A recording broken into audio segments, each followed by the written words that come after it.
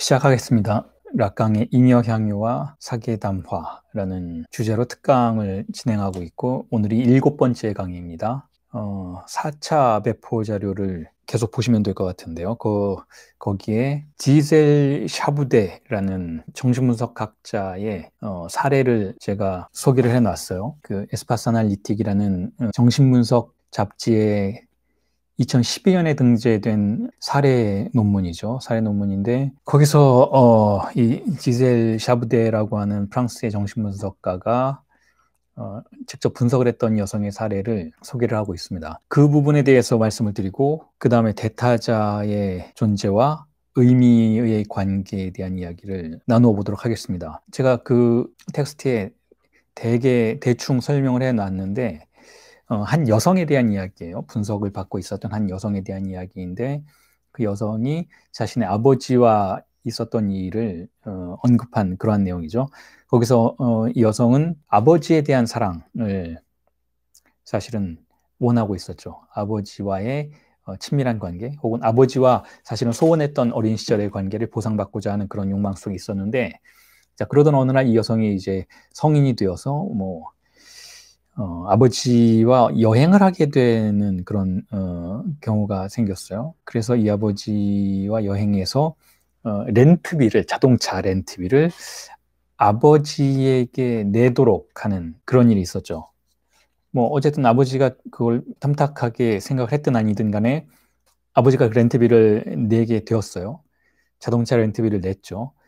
그리고 나서 여행을 가던 중에 주유소에 들렀었고, 주유소에서 아버지가 이 여성에게, 자기 딸이죠, 딸에게 주유비는 네가 내라 라고 말하면서 사실은 나무라는 말을 했다라는 거예요. 너 이제 다 컸는데 렌트비도 나에게 내도록 하고 또 기름값까지 내지 않으려고 하니 네가 독립적이지 않다. 넌 다 큰 아이가 아니냐. 이렇게 나무라는 말을 했다라는 거예요. 자, 이 구조만 가지고 보면 이 여성은 돈을 아끼려고 아버지에게 렌트비를 내게 했다라든지 이런 표면적인 그런 이미지보다는 아버지가 자신을 위해서 무언가를 해주기를 바랬다라는 거죠. 아버지가 어린 시절부터 자신에게 무관심했었는데 그에 대한 보상을 받으려고 했다라는 거예요. 어떤 방식으로든. 물론 그게 의식적인 그런 요구 속에서 드러난 것은 아니지만 무의식적으로 이 여성은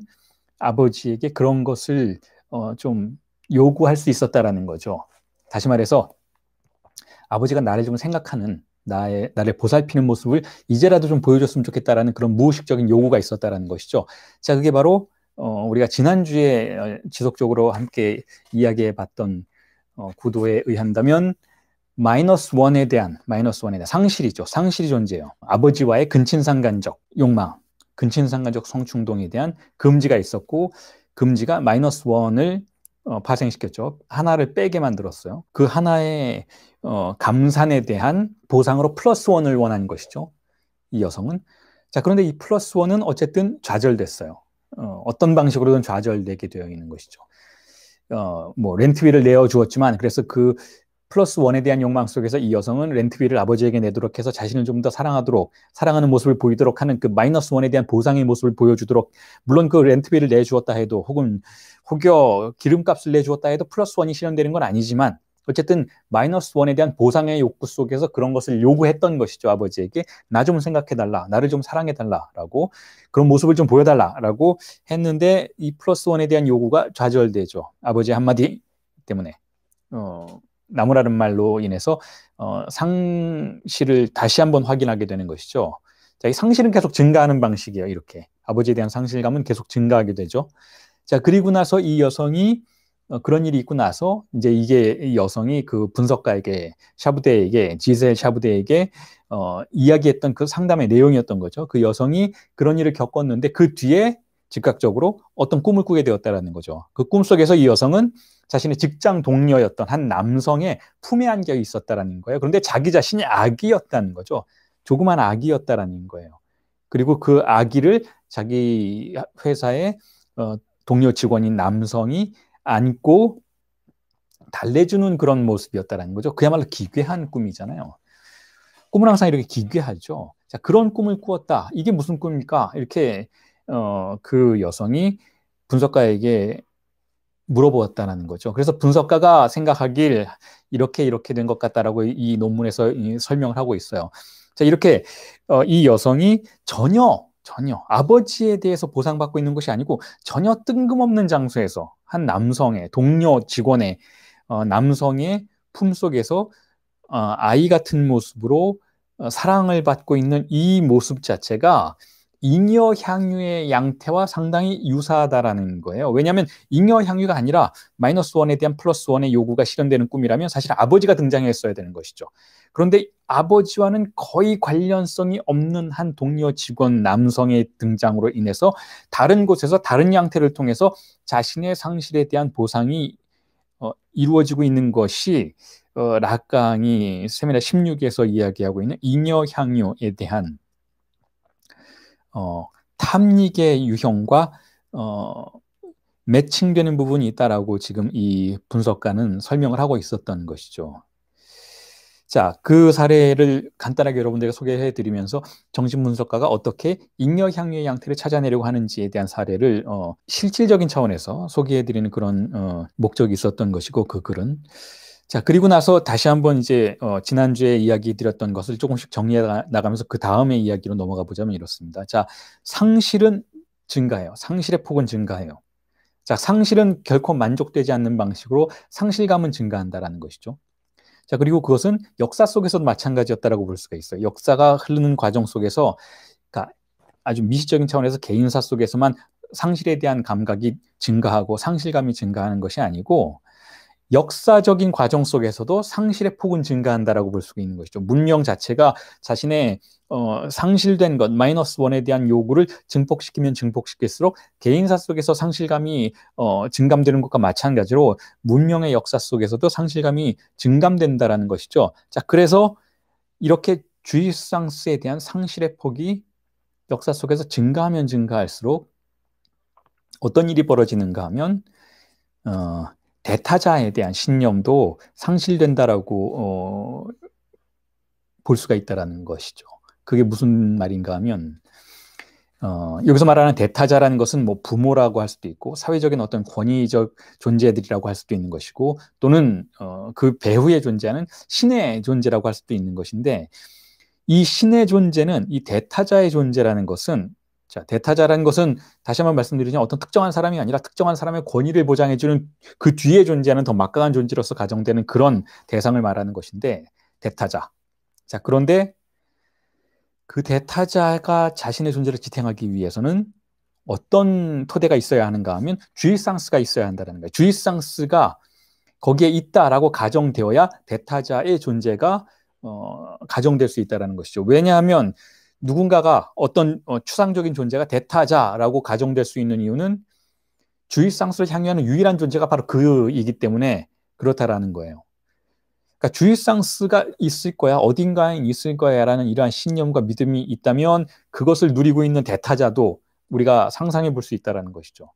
그런데 주이상스에 대한 신념이 상실되기 시작하면 아무리 찾아도 그게 없더라, 상실감만 더 깊어질 뿐이더라, 주이상스, 궁극적인 쾌락, 완전한 행복에 대한 우리의 신념이 사라지면 사라질수록 대타자에 대한 믿음 또한 사라진다는 거예요.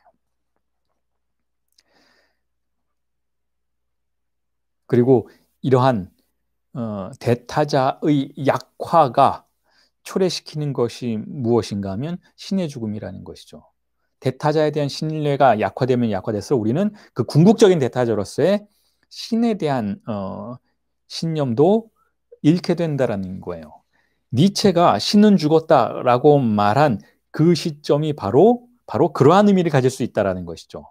그러한 의미를 산업화와 함께, 그리고 근대화와 함께 대학담화가 점점 강화되는 시기였다고 할 수가 있는 것이잖아요. 그 대학담화가 강화되는 시기에는 모든 주이상스가 분절되고 핍진화되기 시작하죠. 더욱더 사실은 우리가 과학과 기술 문명의 발달에 의해서 우리의 쾌락을 더욱더 잘 향유할 것 같지만 전혀 그렇지 않았다라는 거예요. 주이상스는 점점 더 상실을 경험하게 된다는 것이죠. 그리고 그러한 상실 경험 속에서 우리는 대타자에 대한 믿음을 잃어가게 된다는 거예요. 왜냐하면 대타자라는 것은 주의상스에 의해서 주의상스를 가지고 있다라는 그러한 가정 속에서만 지탱될 수 있는 그러한 대상이니까 대타자의 약화 역시 초래되게 된다는 거죠. 그리고 그처럼 대타자가 약화되었을 때 보이는 인간의 행태가 무엇인가 하면 바로 잉여 향유에 집중하려는 경향을 보인다는 것이죠. 왜냐하면 잉여 향유는 마이너스 1에 대한 플러스 1의 요구 속에서 그것이 점점 더 만족되지 않을 그러한 상황 속에서도 탐닉하게 되는 대상이니까 주의상스가 없을 때 주의상스가 어디에도 없다라고 우리가 생각되었을 때 우리가 매달리게 되는 것은 잉여향유라는 것이니까 결국 이와 같이 대타자에 대한 신뢰가 감소하고 신에 대한 믿음이 감소하고 그리고 주의상스에 대한 소멸의 폭이 더욱더 증가하면 증가할수록 상실감이 더욱더 증가하면 증가할수록 우리는 특이하게도 잉여향유에 탐닉하려는 경향이 우리도 알지 못하는 사이에 잉여향유에 매달리려고 하는 경향이 생겨난다라는 것이죠.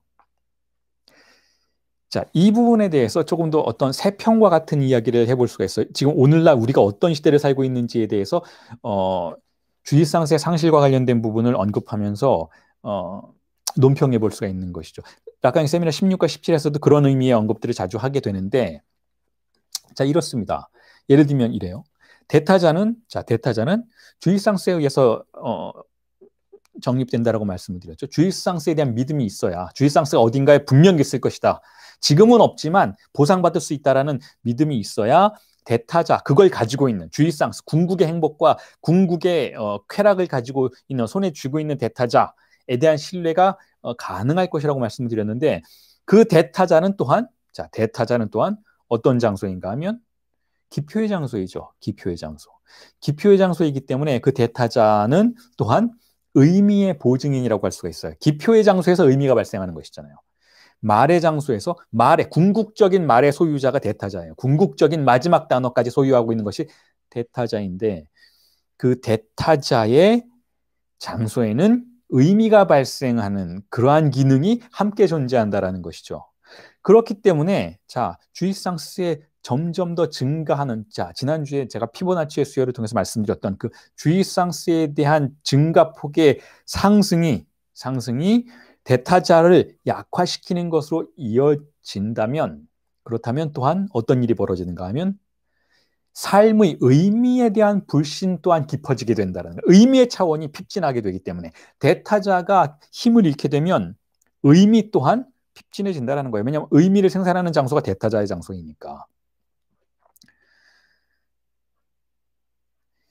자, 다시 한번 정리를 드리겠습니다. 우리의 기본적인 전제, 정신분석의 기본적인 전제이기도 하고 제가 지금 여러분들에게 4개 담화로 나아가는 과정 속에서 항상 S1과 S2를 여러분들에게 해명해 드리는 방식은 이런 것이 있었죠. S1은 존재를 표지하고 S2는 의미를 발생시키는 그런 기표다라고 말씀을 드렸잖아요. 왜 그런지는 충분히 말씀드렸잖아요. 지난 7주간의 강의 동안 6주간의 강의죠. 지난 6주간에 벌써 6주가 됐네요. 6주간의 강의 동안 S1은 존재를 표지한다. 주의상스가 거기 있다라는 거니까 우리 신체가 거기 있다라고 표지한 거니까 존재의 표지점이죠. 아직 의미가 발생하지 않았어요. 하지만 그 S1이 항상 S2로 가죠. 그게 대타자로 가는 거예요. S1이 진정으로 대타자 안에서 기능하기 위해서는 S2에게로 이 존재를 데리고 가야 한다는 것이죠. 그래서 S2에게 이 존재가 어떤 것인지를 해석받고 해명받는 과정이 바로 우리가 표상되는 과정이라고 말씀을 드렸잖아요. 그게 바로 하나의 기표는 다른 하나의 기표에게 주체를 표상한다라는 락강의 명제에 대한 근본적인 의미라고 말씀을 드렸었던 것이잖아요. 그러니까 S1은 존재를 표지하고 그리고 S2는 그것의 의미를 해석해줘요. 자, 이거 분명히 여러분들에게 말씀을 드렸어요. 그렇게 기표가 2개 있다라는 거죠. 궁극적으로 질이 다른 기표가 2개가 있는데 자, 그런데 이 상황 속에서 우리는 항상 존재냐 의미냐의 선택에 처해진다고 말씀을 드렸었죠. 존재냐 의미냐. 우리는 존재를 선택할 것인가 의미를 선택할 것인가에 대한 선택의 기로에 놓이는데 우리는 어쩔 수 없이 항상 의미를 선택하게 된다는 거예요. 왜냐하면 S1으로 존재가 표시되는 순간 벌써 우리는 존재의 상실을 경험할 수밖에 없기 때문에. 왜냐하면 S1은 항상 단한 기표이지만 이한 기표를 S2를 가정하는 기표라고 말씀을 드렸었잖아요. S1 혼자서는 기능을 할 수가 없어요. S1이 S1일 수 있는 건 S2가 있기 때문이다라고 말씀을 드렸던 것이니까 S1은 존재를 표지하는 순간 존재를 상실하고 우리는 그 존재 상실에 대한 보상을 S2에게서밖에 받을 수가 없기 때문에 항상 우리는 S2에게로 가서 내 존재 상실의 의미를 물어보게 된다라고 말씀을 드렸고, 이게 바로 철학의 여정이기도 했다라고 말씀을 드렸었던 것이잖아요. 철학이란 결국 존재를 의미로 해석하려는 덧없는 시도였을 뿐이다라고 말씀을 드렸고, 그리고 한 2주 전에 강의에서 3주 전인가요? 하이데거는 바로 이러한 존재를 의미로 해석하려는 경향의 철학사를 뒤집어 놓고 있다라고 말씀을 드렸죠. 오히려 존재를 공백으로 데려가려는, 그래서 무한한 새로운 의미가 생성될 수 있는 하나의 장소와 같은 곳으로 존재를 규정하려는 태도를 보였었다라고 말씀을 드렸던 것이죠. 자, 그러니까 어쨌든 철학이 그와 같은 하이데거 이전에 역사를 걸어왔다면 결국 존재는 상실되고 우리는 그 상실의 의미를 S2에게로, 대타자에게 가서 설명받으려고 한다라는 거야. 설명받으려고 한다. 우리가 신에게 가는 것은, 우리가 교수님에게 가는 것은, 우리가 멘토에게 가는 것은 그 대타자라고 설정된 존재에게로 가서, 목사님에게 가서 우리에게 삶의 의미를 알려달라고 요청하는 것은, 분석가에게 가서 내 존재가 왜 이렇게 허망한지를 알려주세요라고 진단을 요구하는 것은 바로 S1의 수준에서 상실된 나의 존재의 의미를 S2에게서 알고자 하기 때문에 그런다라는 거예요. 신은 알고 있을 테니까. 궁극의 대타자인 신은 내가 누구인지를, 어디로 가야 하는지를, 왜 이렇게 고통받는지를, 왜 내가 존재감을 느낄 수 없는지를 신은 알고 있어야만 하니까, 자, S2에게로 가서, 신에게로 가서, 대타자에게로 가서 나의 존재 의미를 알려주기를 요구한다라는 거예요. 그런데 주의상스의 감소의 폭이 증가할수록 대타자의 위상도 추락하게 돼요. 주의상스가 없으니 대타자도 없는 거예요. 왜냐하면 주의상스라는 것은 대타자의 대상이니까. 대타자의 주의상스의 대상이니까.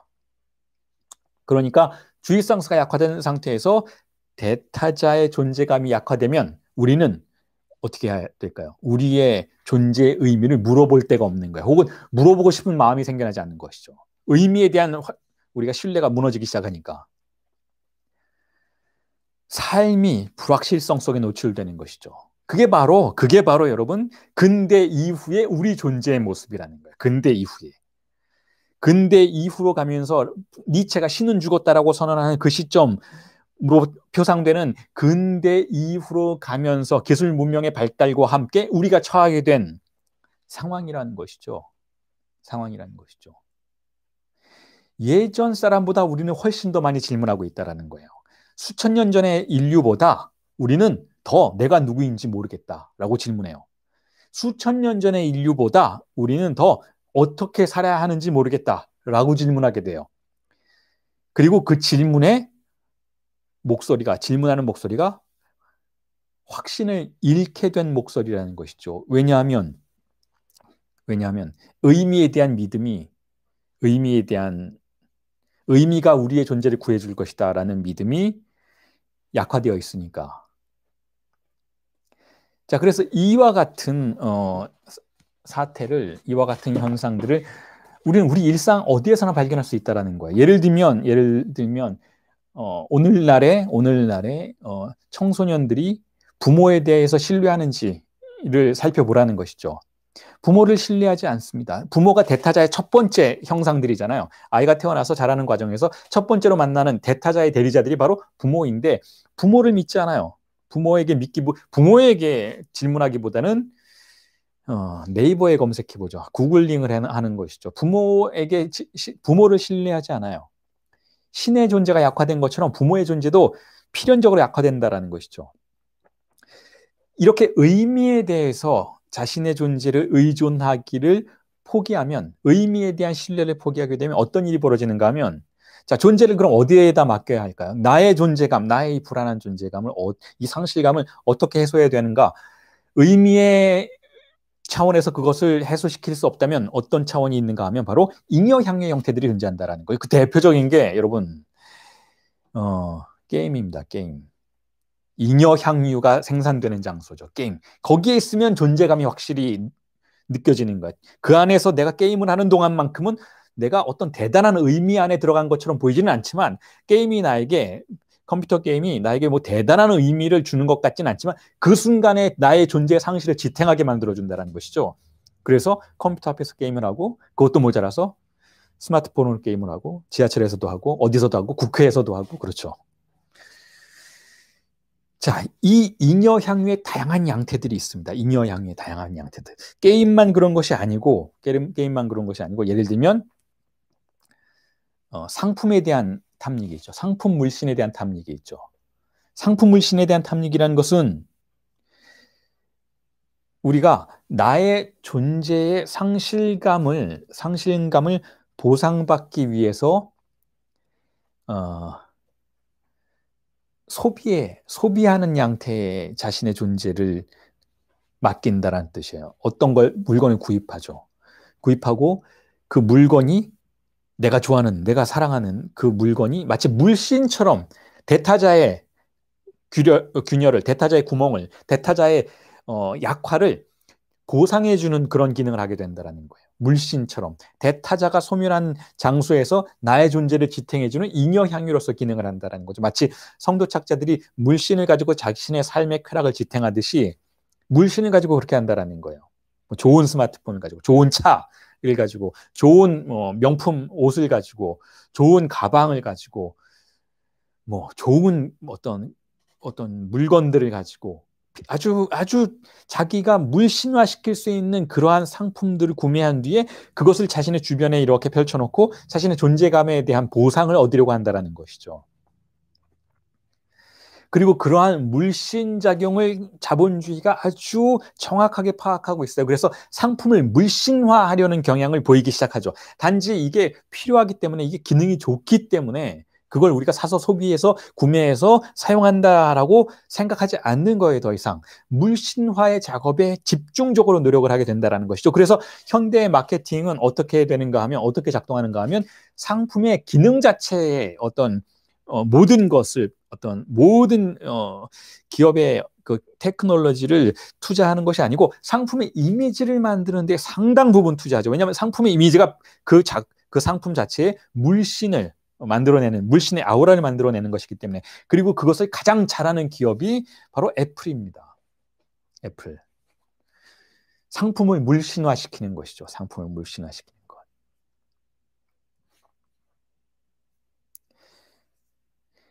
그리고 그 상품의 물신화에서 아주 중요한 토대로 작동하는 것이 무엇인가 하면 바로 가격이에요. 가격.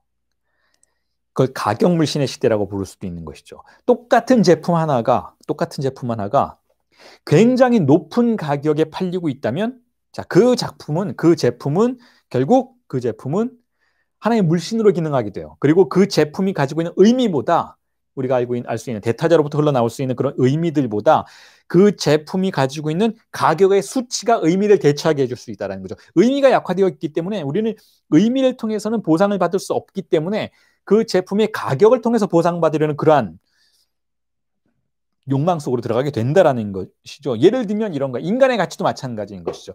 우리가 우리 자신의 존재의 의미를 알 수 없을 때, 내가 어떤 사람인지, 내가 어떤 사람이어야 하는지를 의미의 구조 속에서 파악할 수 없을 때, 내가 어떻게 살아야 하는지를 파악할 수 없을 때 우리가 선택할 수 있는 가장 즉각적이고 가장 효과적인 해결책이 무엇인가 하면 값비싼 인간이 되는 거예요. 값비싼 인간. 여기서 값비싸다는 건 추상적인 의미의 값비싸다는 그런 의미가 아니고 진정으로 값비싼, 값이 나가는,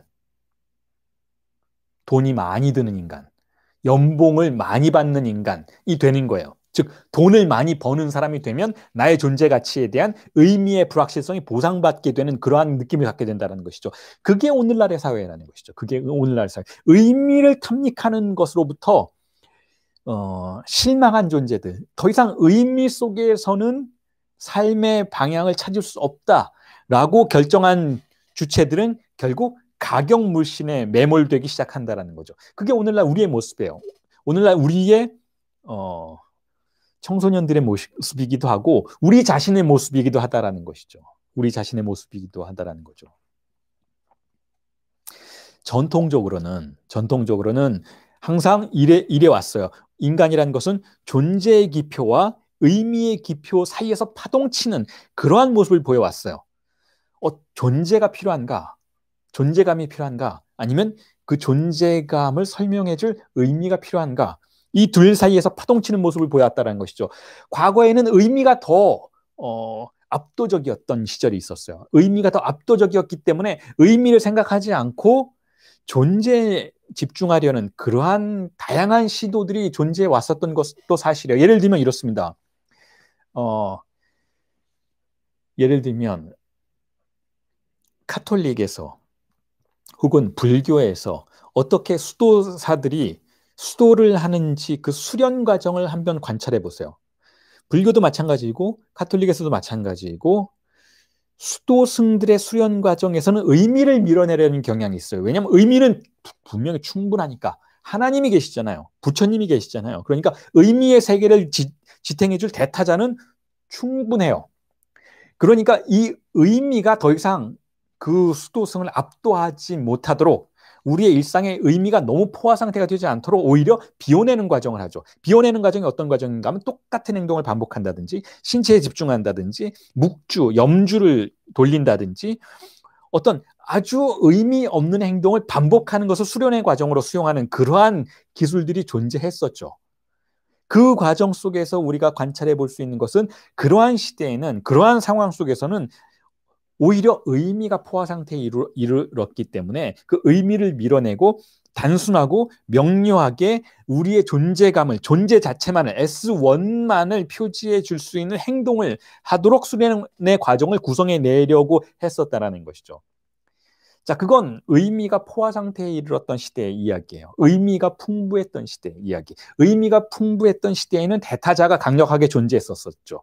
자, 그런데 대타자가 소멸된 시대에는 이제 신을 믿지 않는 시대에는 오히려 의미가 핍진화되어 있고 오히려 이와 같은 존재감만을 탐닉하려는 경향이 있는 것이죠. 그런데 그 수련 과정이 더 몰입적인 것이죠. 예를 들면 어떤 수도승의 수련 과정이기보다는 마치 수도승이 염주, 묵주를 세듯이 자신의 가방 숫자를 세는 것이고 구두 숫자를 세는 것이고 자신의 자동차의 부품 숫자를 세는 것이고 자신의 명품 옷의 리스트를 반복해서 바라보는 것이죠. 자, 이게 바로 오늘날 의미가 핍진한 시대에 굳이 그렇게 하려고 하지 않아도 우리가 하게 되는 물신적 태도들이라는 거예요. 존재에 매몰되는 태도들인 것이죠. 그런데 이 존재에 매몰되는 태도들의 매개체가 무엇인가 하면 바로 잉여향유들이라는 거예요. 잉여향유.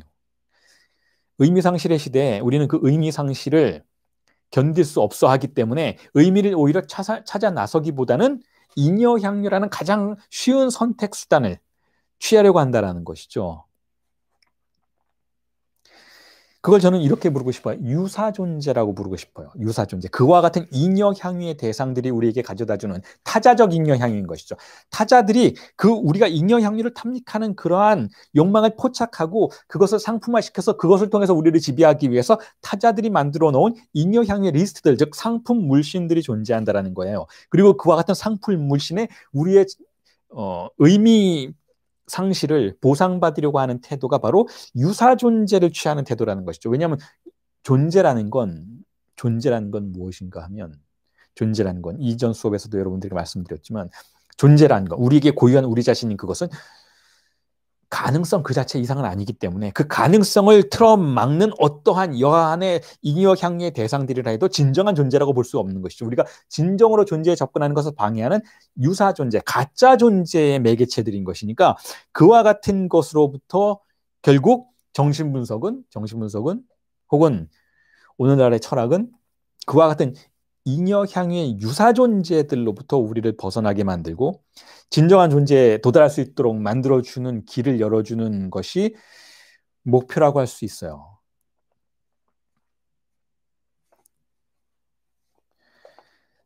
자, 그리고 이에 더해서 이처럼 존재의 상실이 아니라 의미의 상실, 유사 존재가 판을 치는 이 의미의 상실의 시대에 정신분석은 어떠한 태도를 취해야 하는가? 자, 락강의 태도는 기이하게도 의미를 부여하려는 태도는 단 한 번도 보이지 않았어요. 의미를 주려고 하지 않았어요. 의미를 주려고.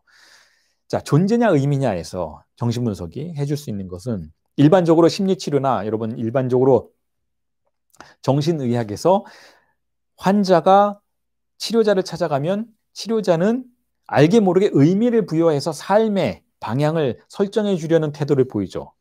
예를 들면 이런 거예요. 정신의학과에 가면 사실 정신의학과 선생님들은 이 의미의 부여에 익숙한 분들은 아니잖아요. 어떻게 살아야 하는지를 공부한 사람들이 아니잖아요. 정신의학자들은 정신과 의사가 철학 교수는 아닌 것이잖아요. 그럼에도 불구하고 정신과 의사분들은 약도 처방하지만 이렇게 해야 됩니다. 그건 좋지 않아요. 이렇게 무언가 의미의 디렉션을 주려고 하는 경향이 있죠. 자, 그게 어떤 의미에선 뭐 나쁜 건 아니지만 모순된 태도이긴 하다라고 볼 수가 있어요. 왜냐하면 정신과에서 처방해주는 약은 약물이라는 것은 결국 물질적인 방식으로 우리에게 존재를 부여하려는 태도라고 볼 수가 있는 것이잖아요. 그런데 그에 더해서 의미까지 부여한다는 것은 사실 약을 처방하는 의사로서는 반대되는 행동을 하는 것이죠. 약을 처방한다는 것은 우리에게 존재감을, 신체감을 주려고 한다는 것, 신체의 안정성을 주려고 하는 그런 태도라고 볼 수가 있는데 이에 대해서 의미의 디렉션까지 주려고 하는 것은 어느 정도는 충돌하는 부분이 있다고 볼 수가 있어요. 그런데 그 외에 다른 곳에서 정신분석가를 찾아가든 심리치료사를 찾아가면 대체로 이런 경향을 보인다는 거죠. 의미의 디렉션을 우리에게 부여해 주려고 해요. 자, 그런데 오늘날에는 이 의미의 디렉션을 부여하는 그런 치료자를 불신하는 태도가 있죠. 왜냐하면 의미에 대해서 냉소적인 시대를 우리가 살고 있기 때문에 의미를 부여하는 사람에게는 우리가 쉽게 믿지 않는 경향이 있어요. 그래서 이 의미 부여하는 사람들끼리 경쟁이 일어나기 시작해요. 더 잘 의미를 부여하도록 하게 만들기 위해서 더 정교한 의미의 체계를 만들어내는 것이죠. 이게 바로 생철학이에요. 생철학, 삶의 철학. 이게 바로 우리가 텔레비전이나 뭐 교육방송이나 혹은 심지어 예능 프로그램에서 만나게 되는 강연자들이죠. 서로 더 정교한 의미를 발전시켜서 의미의 디렉션을 우리에게 주려고 하는 그러한 의미 부재 시대, 그 의미 부재를 또 다른 의미의 생산을 통해서 극복해 보려는 시도들이 등장하고 있다는 것이죠. 자, 그런데 락강의 정신분석은 의미의 디렉션을 주려고 하잖아요. 안다고 가정된 주체로서 자신을 설정하려고 하지 않는다라는 거죠. 분석가가 내가 당신보다 삶의 의미를 더 많이 알고 있기 때문에 의미를 주겠어요라고 하는 태도를 취하지 않는다라는 것이죠. 그렇다면 존재를 주어야 하는가? 존재라는 건 결국 내담자가 잉여 향유를 통해서 탐닉하는 어떤 부분이라고 할 수가 있어요. 존재감을 느끼게 된다는 거죠. 잉여 향유 속에서 의미가 생산되지는 않는다라고 이미 말씀드렸잖아요. 이미 잉여 향유는 우리의 존재감을 보상해주는 그러한 책이라고 말씀을 드렸는데, 자, 그렇다면 락강은 그럼 잉여 향유에 동의하는가? 우리가 뭐 게임 중독에 걸려 있고 혹은 우리도 알지 못하는 어떤 사이에 무언가를 탐닉하고 있는 그 잉여 향유의 대상들이 그대로 좋다라고 락강의 정신분석은 설정하는가 하면 그렇지 않다라고 볼 수가 있어요. 의미도 주지 않지만 잉여 향유도 인정하려고 하지 않죠. 제3의 것을 찾으려고 해요. 제3의 것이 무엇인가 하면 다른 형태의 잉여향인 것이죠. 다른 형태의 잉여향이라는 것은 무엇인가 하면 지금 현재 내담자를 사로잡고 있는 타자적 잉여향유. 타자가 우리에게 덫을 놓아서 우리가 그것에 걸려들게 만들었던 그 잉여향유의 양태 말고 분석의 과정 속에서 새롭게 변화되는 또 다른 잉여향유의 양태를 탐사하려고 하는 것이 정신분석이라는 거예요. 그러니까 어떤 의미에서는 존재냐 의미냐에서 락강은 그래도 존재에 내기를 거는 그런 분석가라고 볼 수가 있어요. 그래도 존재에 내기를 거는 분석가라고 볼 수가 있는 것이죠. 왜냐하면 의미를 주는 순간, 분석가가 의미를 주는 순간 분석가는 뭐가 되는가 하면 대타자가 되어버려요. 대타자가 되어버린다는 것은 여러분 신이 된다는 뜻이에요. 하지만 분석가는 그럴 자격이 없습니다. 분석가는 신도 아니고 내담자보다 삶의 의미가 무엇인지를 더 잘 아는 주체가 아니라는 거예요. 병원에 가면 의사 선생님들이 젊은 환자들에게 심지어는 나이 많은 환자들에게도 이렇게 살아야 합니다. 저렇게 살아야 합니다라는 그런 철학적인 조언을 하는 자신감이 도대체 어디서 나오는지 모르겠습니다. 자, 그래서 락강은 어쨌든 우리의 시대를 의미가 소멸하고 있는 시대라고 진단을 하고 있어요. 그리고 이렇게 이야기를 하죠. 락강이 언급한 내용을 읽어드리겠습니다. 자, 일단 세미나 17에 나오는 이야기 몇 개를 읽어드릴게요. 세미나 17에서 일단 아까 이렇게 얘기해요. La seule chance de l'existence de Dieu, c'est qu'il, avec un grand I, jouisse, c'est qu'il soit la jouissance. 번역을 하면 이렇습니다. 신의 유일한 존재 가능성은 대문자로 표기되는 그가 향유하는 것은 그가 주의상스가 되는 것입니다. 자, 신의 존재와 주의상스는 필연적으로 연결되어 있다는 거예요. 주의상스가 강하면 강할수록 신은 더 막강한 존재가 돼요. 주의상스가 약해지면 약해질수록 신의 존재는 소멸하기 시작해요. 자, 그걸 제가 대타자의 역사성이라는 개념을 통해서 지난 수업에서도 여러분들에게 말씀을 드렸죠. 주의상스가 정말 극대화되었을 때 신은 어떤 신인가요? 법도 절도 없는 신인 거예요. 그게 바로 아즈텍 문명에서 우리가 발견했었던 인신공양의 신인 것이죠. 정말 막강한 신인 거예요. 법보다 위에 있는 신이죠. 그러니까 인간을 제물로서, 인간의 생명을 제물로서 바쳐도 될 만한, 어느 정도로 막강하면 인간의 목숨을 바치겠어요. 인간의 목숨을 바쳐야만 신이 만족할 수 있는 수준의 주의상스에 도달할 수 있게 하는 그러한 신이 존재했었죠. 자, 주의상스와 신은 일단 그렇게 강하게 관련을 맺고 있었어요. 자, 그러다가 주의상스가 조금 약화되죠. 조금 약화된다기보다는 상당 부분 약화되어서 욕망의 차원으로 들어가죠. 그게 어떤 주의상스의 신인가 하면 바로 아브라함의 신이죠. 아브라함의 신. 다시 말해서 인신공양을 포기하도록 만드는 신. 이제 신을 위해서 우리가 할 수 있는 것은 진짜 쾌락을 그에게, 진짜 주의상스를 그에게 바치는 것이 아니고 주의상스의 메타포만, 인간의 생명에 대한 메타포로서의 양의 생명을 바치는 것, 살아있는 순양의 생명을 바치는 것. 중요한 것이긴 하지만 인간만큼 최고로 중요한 주의상스의 대상은 아닌 것을 바치게 되는 그러한 문명 속으로 들어갔을 때 신의 위상은 조금 더 약화된 것이었어요. 자, 그러한 문명의 세기가 지속되다가 결국은 오늘날에는 주의상스가 더욱더 픽진해졌고 주의상스가 상실이 더욱더 배가 되는 방식으로 잉여향유의 숫자들은 더 많아졌지만 선택지는 많아졌지만 어쨌든 주의상스의 상실의 폭은 훨씬 커졌기 때문에 신의 존재감도 상실되었던 그런 시대를 살고 있다는 것이죠. 자, 그런 시대에 제가 지난주에 혹은 지지난주에 성도착자들이 어떻게 그렇게 강력한 신을 다시 불러내는지를 설명을 드렸었죠. 성도착자들이 신을 불러내는 방식은 바로 주의상스를 증폭시키는 것이었어요. 주의상스를 증폭시키면, 즉 희생양의 고통을 증폭시키면 신 또한 다시 도래할 수 있다는 그런 무의식의 구조를 가지고 있는 것이 바로 도착의 세계였던 것이죠. 자, 그런데 그런 의미에서 조금 전에 읽어드렸던 신의 존재 가능성은 주의상스가 되는 것이다 라는 것을 이해해 볼 수 있다는 거예요. 자, 그리고 나서 다시 세미나 17이죠. 네 번째 강의. 이거 우리 이미 했던 강의예요. 내용인데. 자, 그리고 나서 세미나 17의 네 번째 강의에서 이렇게 이야기하죠. 락강이 Le sens à charge d'être. Il n'a même pas d'autre sens. Seulement, on s'est aperçu depuis un certain temps que cela ne suffit pas à faire le poids, justement, de l'existence. 자, 번역을 하면 이렇습니다. 의미는 존재의 의무를 갖습니다. 제가 이렇게 번역해 놨는데 Le sens à charge d'être. 의미는 존재의 의무를 갖습니다. 근데 이렇게도 번역이 될 것 같아요. 의미는 존재를 담당합니다. 자, 의미가 존재를 담당해 왔다라는 거예요. 의미는 어디서 나와요? 대타자로부터 나오죠. 왜냐하면 기표들의 장소이니까. 대타자는 기표들의 장소, 말의 장소이고 말의 주인이 대타자이니까. 자, 여러분 다시 한번 설명을 드릴게요. 왜 대타자가 말의 장소인가? 우리가 말을 어떻게 배워요? 엄마 아빠로부터 배우잖아요. 근데 엄마 아빠가 말을 만들어내는 사람들이 아니잖아요.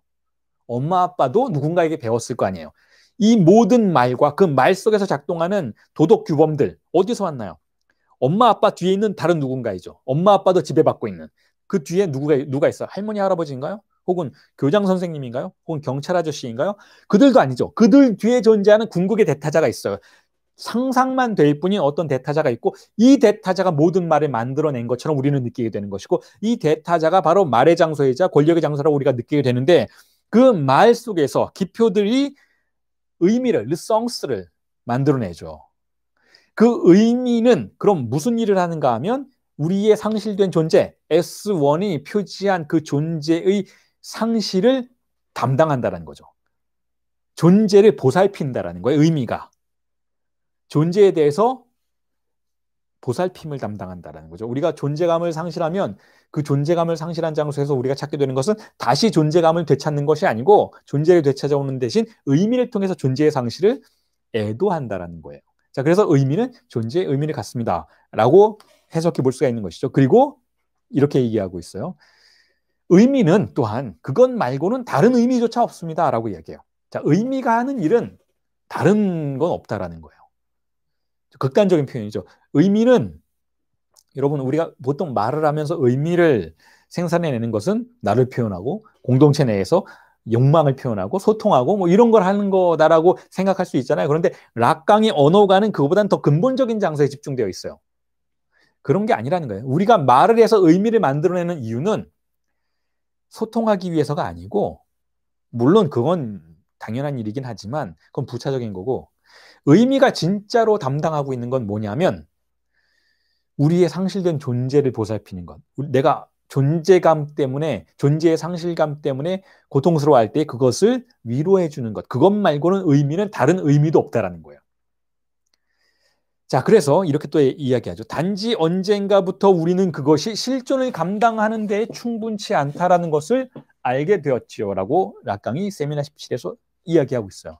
이게 바로 제가 조금 전에 말씀드렸던 오늘날의 세태인 거예요. 언젠가부터 우리가 의미에 의존할 수 없는 상태가 됐다라는 거죠. 의미가 우리의 실존을 감당하는데 충분하지 않다라는 걸 느끼게 됐다라는 거예요. 왜냐하면 의미에 대한 신뢰가 약화됐으니까. 더 이상 우리가 의미를 믿지 않게 되었으니까. 의미를 믿지도 않고 의미를 부여하는 대타자를 믿지도 않게 되었으니까. 자, 보세요, 여러분. 우리가 오늘날 어떻게 살아가는지. 삶의 의미의 질문을 던지는 그러한 경향이 훨씬 더 약화됐어요. 삶의 의미의 질문을 던지는 대신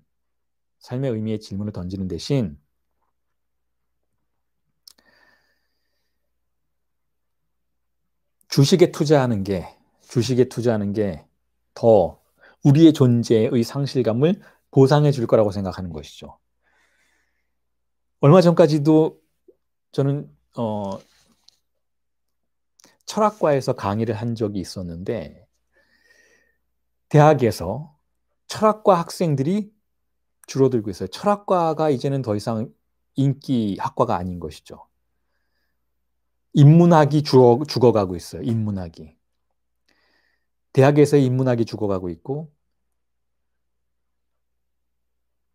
이제는 어떻게 투자할지에 대한 기술이 경영학이 혹은 경제학에서도 포괄적인 경제학이기보다는 아주 협소한 의미의 경제학만이 결국은 인기 과목들이 되어가고 있는 것이죠.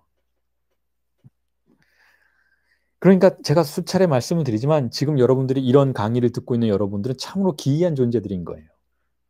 예외적인 사람들인 것이죠. 예외적인 분들이에요, 여러분들은. 이 시간에 어떻게 하면 주식을 투자해서 이윤을 늘릴까? 어떻게 하면 비트코인을, 어떻게 하면 뭐 이런 것들을, 어떻게 하면 결국은 우리의 빚금친 S를, 우리는 빚금친 주체들인 것이잖아. 빚진한 주체, 주의성스가 없는 주체, 심지어는 존재를 상실한 이 빚금친 S의 주체에 빚금 하나를 더 칠까를 고민해야 되는데, 빚금 하나를 더 치면 뭐가 되나요, 여러분? S의 빚금이 2개가 되면 달러가 되죠. 그렇죠. 어떻게 하면 달러의 물신에 우리의 존재를 보상받을까를 고민하지 않고 락강이라는 대타자가 숨겨놓은 기표들을 찾아 헤매는 여정 속에서 저와 함께 헤매고 다니는 여러분들은 기이한 존재들이라는 것이죠. 그렇지 않습니까? 이와 같은 사태가 여러 가지 차원에서 벌어져요, 여러분. 국가적인 차원에서 마찬가지예요. 국가라는 건 뭐예요? 국가라는 것은 결국 하나의 공동체가 어떻게 살아야 하는지, 어떻게 나아가야 하는지를 고민하는 집단적인 지성체계라고 할 수가 있잖아요. 하지만 이 국가가 거의 99.99%의 모든 에너지를 쏟아서 투자하는 사유의 지점이 어디인지를 보세요. 경제성장률인 거예요. 경제성장률. 소비라는 거대한 시스템에 근거한, 소비를 해야 성장하는 시스템 속에서 어떻게 0.1%라도 성장률을 높일 것인가가 결국은 모든 국가 구성원들이 바라는 바인 거예요. 어떻게 하면 경제를 성장시킬 것인가?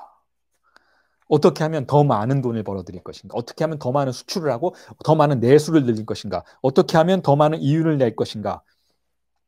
결국 경제 성장률이라고 하는 수치 물신에 대해서 집중하는 방식으로 의미의 핍진을 견뎌내려고 하는, 의미의 소멸을 외면하려고 하는, 의미가 존재하지 않는 세계를 통과하려고 하는 시대라고 볼 수가 있는 것이죠.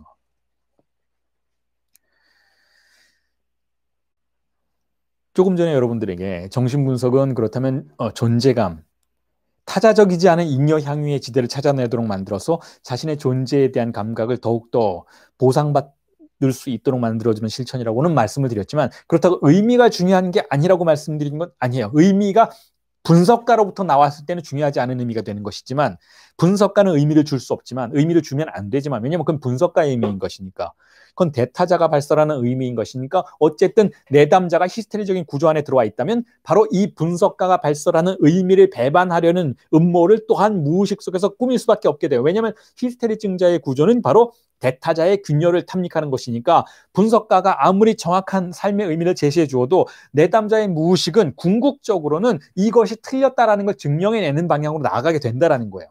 자, 그러니까 분석가가 어떤 의미를, 디렉션을 내담자에게 제시하기보다는 내담자가 자신의 존재의 공간에서, 그게 잉여향유라는 이 정신분석의 임상실천이 구성해내는 잉여향유의 장소에서 발생하는 어떤 종류의 존재감이라 할지라도, 그 존재감이라고 하는 예외적인 장소에서 내담자가 스스로 의미의 생산의 체계를, 구조를 만들어낼 수 있도록 돕는 것이 중요하다는 거예요. 의미가 중요하지 않다라고 말씀을 드리는 건 아니라는 것이죠. 삶의 의미는 분명히 중요하다는 거예요. 삶의 의미는 분명히 중요합니다. 삶의 의미가 없다면 우리는 살 수가 없어요. 잉여향유의 반복적인 쾌락이 아무리 강렬한 존재감을 준다 해도 의미가 필요하다는 거죠. 근데 그 의미는 본인이 만들어낸 의미여야 한다는 거예요. 자, 그리고 나서 다음 부분으로 넘어가면, 자, 이런 지금까지 말씀드렸던 그 잉여향유라는 구도 속에서 오이디푸스 컴플렉스에 대한 새로운 해석을 제시해 볼 수 있기 때문에 제가 그 부분을 여러분들에게 텍스트로 소개를 해 놨어요. 자, 지금까지는 어땠는가 하면, 지금까지는 자, 오이디푸스, 웨디푸스, 이 오이디푸스 컴플렉스라는 건 결국 프로이트에 의해서 상상된 인간의 근본적인 성충동의 구조인 것이죠. 자, 프로이트에 의해서 상상되었다라는 건 오이디푸스라고 하는 원래 존재했던 신화잖아요. 원래 존재했던 신화, 근친상간에 대한 신화인 것이잖아요. 오이디푸스라는 사람이 있었는데 한 왕국의 왕자였는데 어린 시절에 버려졌고, 이 버려진 왕자가 자신의 어머니를 어머니인지 모르고 결혼하고, 아버지를 죽이고 어머니와 결혼한, 자, 이 상황 자체가 신화 속에서 굉장히 예외적인 것으로, 자, 그런 것은 신화 속에나 있는 일이지라고 가정되어 왔던 것을 프로이트에 의해서 아니다, 그게 우리 욕망의 일반적인 모습이다라는 일반화의 구조 안으로 들어오도록 만들었던 그러한 과정 자체가 결국은 정신분석의 근본적인 탄생의 과정인 것이잖아요. 그러니까 자, 이 오이디푸스 컴플렉스에 대한 그 금지의 차원은 왜냐하면 아이가 어머니를 욕망하지만 금지되어 있어요. 아이가 어머니를 욕망하고 아버지를 죽이려고 하지만, 이 경쟁자로서의 아버지를 밀어내려고 하지만 이건 금지되어 있다. 그래서 오이디푸스에 대한 욕망이 포기되는 과정을 오이디푸스 컴플렉스의 극복이다라고 부르는 것인데, 자, 이건 전적으로 금지의 차원에서 오이디푸스를 바라보는 태도인 것이고, 프로이트가 그러했다라는 거예요. 인간은 오이디푸스적인 욕망이 금지된 존재이고, 그걸 욕망했으나, 아이는 어머니를 욕망했으나, 이 근친상간적인 주의상스가 추구되었으나, 자, 그것은 금지되었기 때문에 결국은 인간은 문명의 세계로 들어갈 수 있었다. 근친상간이 금지된 세계, 억압의 세계, 쾌락 원칙의 세계로 들어갈 수 있었다라고 하는 것이, 자, 이게 프로이트의 근본적인 태제인 건 우리 모두가 알고 있잖아요. 그런데 다른 방식으로, 즉 쾌락의 차원에서, 쾌락 장치의 차원에서 이걸 다 재해석해 볼 수가 있다라는 거예요. 재해석해 볼 수가 있는데, 첫 번째는 이런 재해석이 가능하다라는 거죠.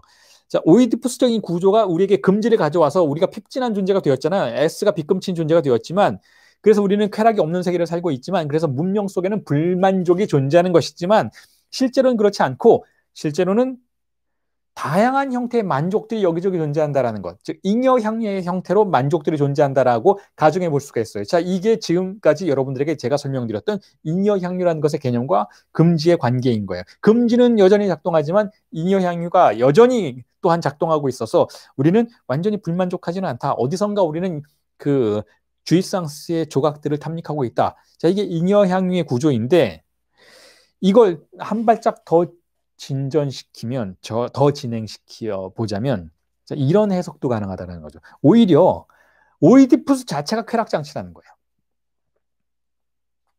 오이디푸스 자체가 쾌락장치라는 것이죠. 그러니까 지금 인간이 남자의 여자, 남녀라는 그 성차의 구도 속에서 기이하게도 항상, 제가 이미 여러분들에게 말씀드렸던 것처럼, 대타자에 대해서도 말씀드렸을 때 언급했던 것처럼, 남성과 여성, 여성과 남성이라는 구도 속에서 항상 제3자를 가정하는 방식으로 이 쾌락이 작동하고 있다고 말씀드렸잖아요.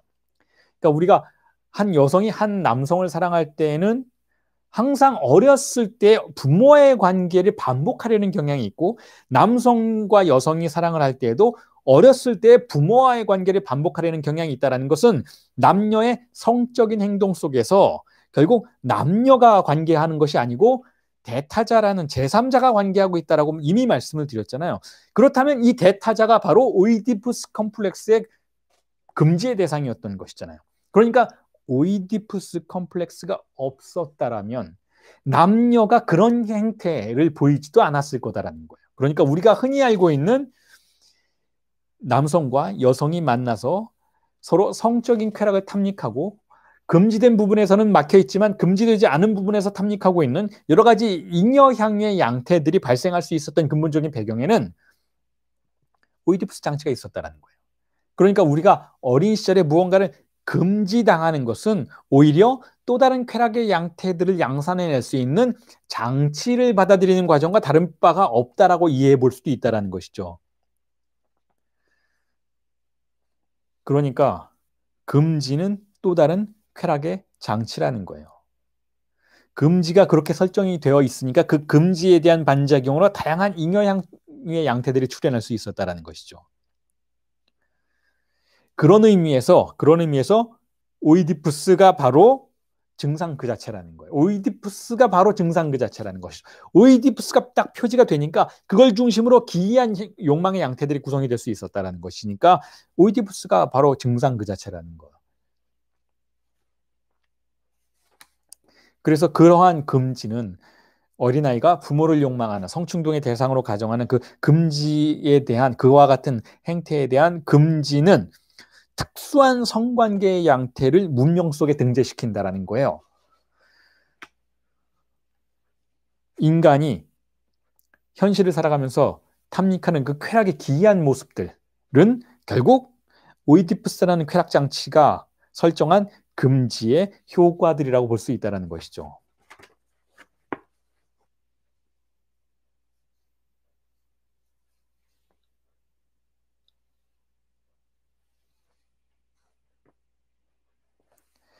자, 그래서 정신분석의 임상의 방향이 세미나 16과 17의 즈음에서 변화하고 있다는 건, 이제 더 이상은 어떤 금지와 그것에 대한 위반의 관계로 내담자의 증상과 내담자의 현실을 파악하려는 그런 구도이기보다는 오히려 잉여향유의 양태들, 내담자가 별다른 억압 없이 무언가를 지금 탐닉하고 있고, 내담자의 무의식이 그 탐닉하는 양태들을 파악하려고 해요.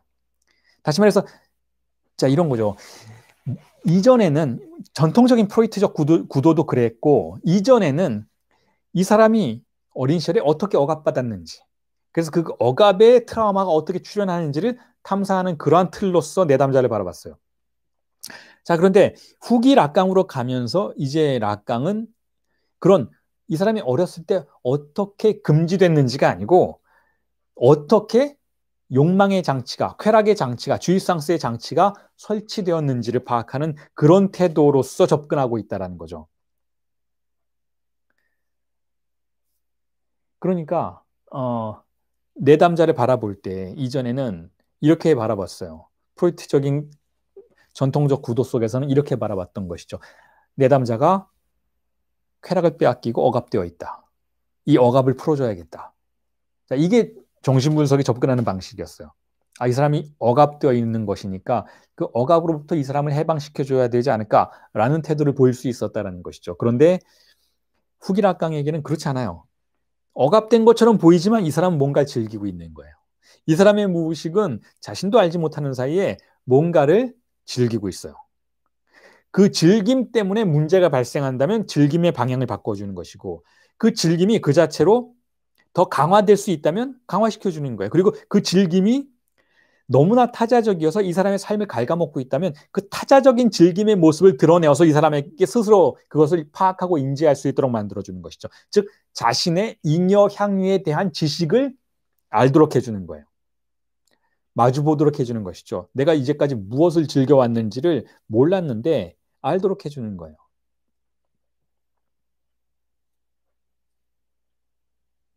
이에 대해서 락강이 역시 세미나 17에서 5번째 강의죠. 이 부분은 우리가 아직 공부하지 않은 부분인데 5번째 강의에서 이렇게 이야기하고 있습니다. 제가 읽어드리겠습니다. C'est bien pourquoi ce qui intéresse dans l'investigation analytique, c'est de savoir comment, en suppléance de l'interdit de la jouissance phallique, est apporté quelque chose dont nous avons défini l'origine de toute autre chose que de la jouissance phallique, celle qui est située et, si l'on peut dire, quadrillée de la fonction du plus de jouir. 번역을 하면 이렇습니다. 자, 그런 이유로 분석의 탐사에서 관심의 대상이 되는 것은 팔루스적 주의상스의 금지에 대한 보충이지만 그러나 팔루스적 주의상스는 아닌 것으로서의 모든 것의 기원으로 우리가 규정하는 구획지어진 잉여 향유의 기능을 하는 무언가가 도래하게 되는가입니다. 자, 락강이 말하고 있는 건 이거예요. 정신분석에서 우리가 탐사해야 하는 대상이 무엇인가? 대상. 어디서 억압이 일어나는가? 어디서 이 사람이 이렇게 쾌락을 빼앗기고 있는가가 아니고 이제는 잉여 향유가 어디에 있는가, 어디에 위치하는가에 대한 탐사라는 거예요. 그리고 그러한 잉여 향유는 자, 팔루스적 주입상스의 금지에 대한 보충이라는 거예요. 팔루스적 주입상스라는 것은 여러분 우리에게 유일하게 허용된 주입상스죠. 하지만 팔루스적 주입상스는 유일하게 허용된 것인 동시에 왜냐하면 담화가 우리에게 그리로 가라라고 규정해준 상징계가 우리에게 거기에만 주입상스가 있다라고 설정해준 대상인 것이지만 또한 가장 많이 억압된 대상이기 때문에 결국 팔루스적 주입상스는 항상 결여를 포함하고 있다라고 볼 수가 있어요.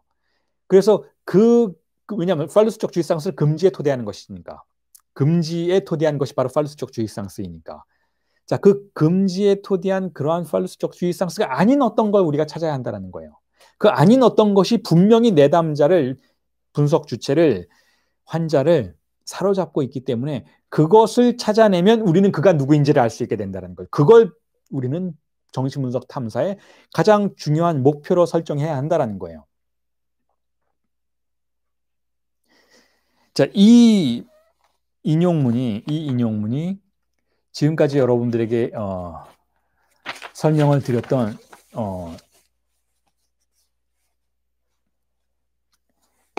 잉여 향유에 대한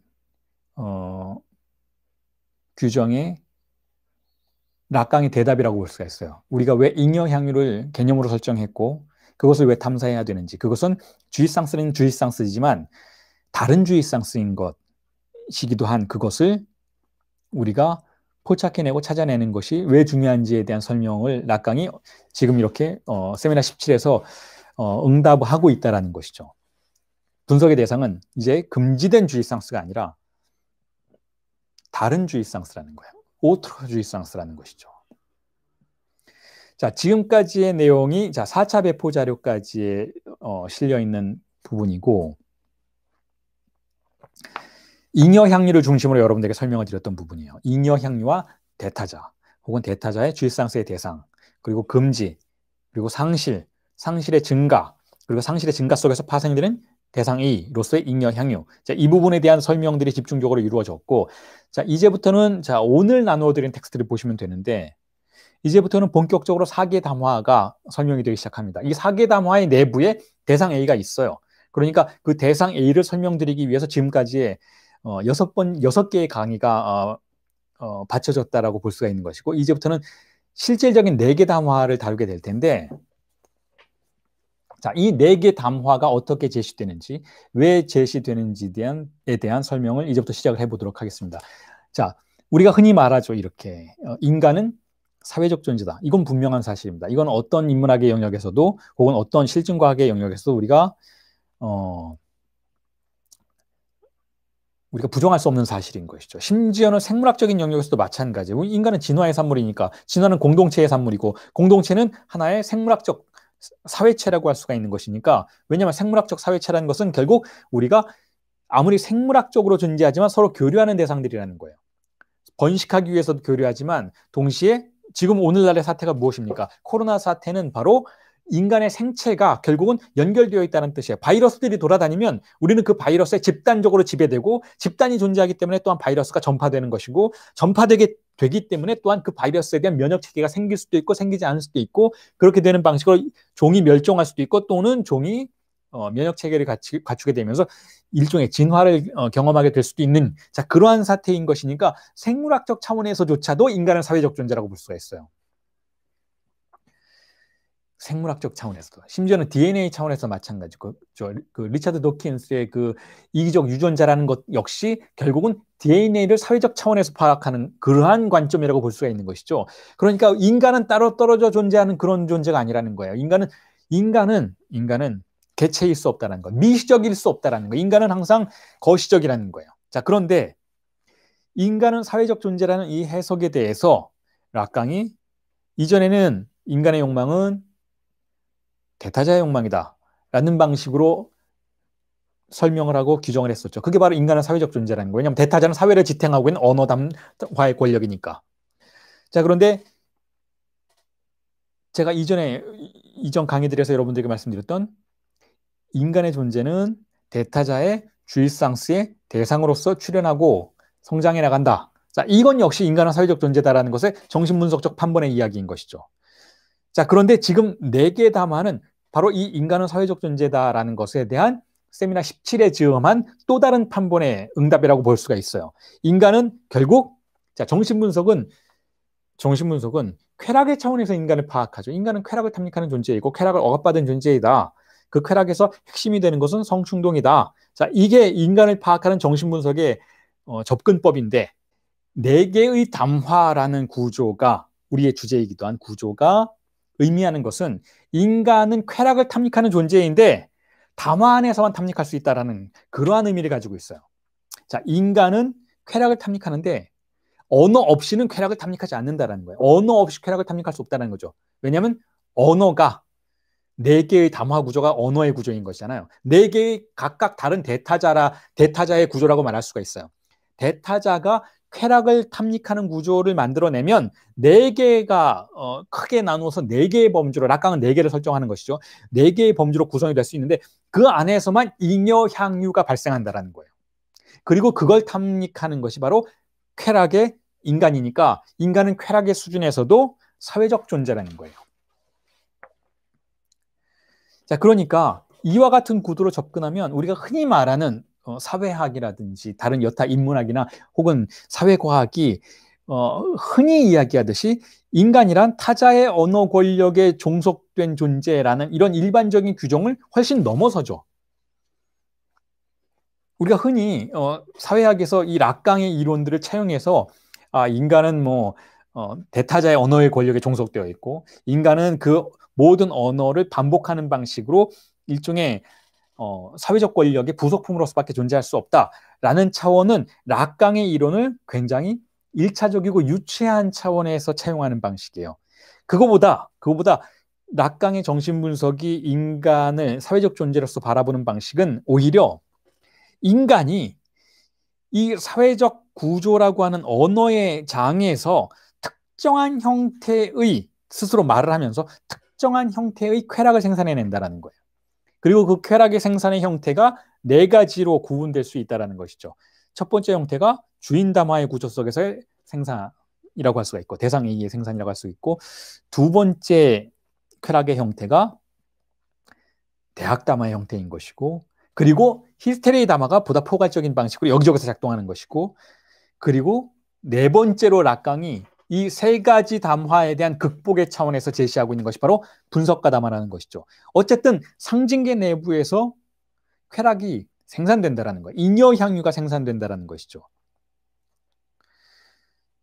자, 그래서 이와 같은 차원에서 우리가 인간을 파악한다면 단지 인간을 지배받는 존재로서 파악하는 그런 1차원적인 관점으로부터 벗어나서 인간이 오히려 자발적으로 그러한 지배에 참여하고 그러한 종속에 자신을 헌신하는 그러한 역설적인 태도를 이해할 수 있게 된다는 거. 왜 인간은 그토록 자신을 노예로 만들려고 하는가?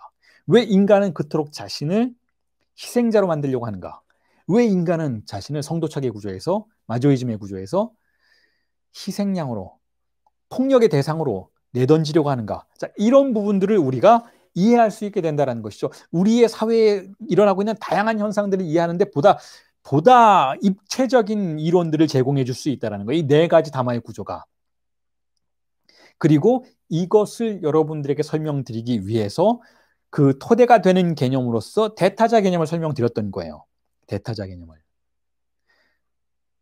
인간이 사회적 존재라는 것은 결국 아까 말씀드렸던 것처럼 인간은 타자적 존재라는 의미이니까 즉 타자의 쾌락의 대상으로 자신을 설정시키려는 욕망의 주체, 듀이상스의 주체인 것이니까 이 타자가 무엇인지 일단 역사적인 차원에서 살펴보지 않는다면 어떻게 네 개의 담화가 구성되는지를 이해할 수 없다는 거예요.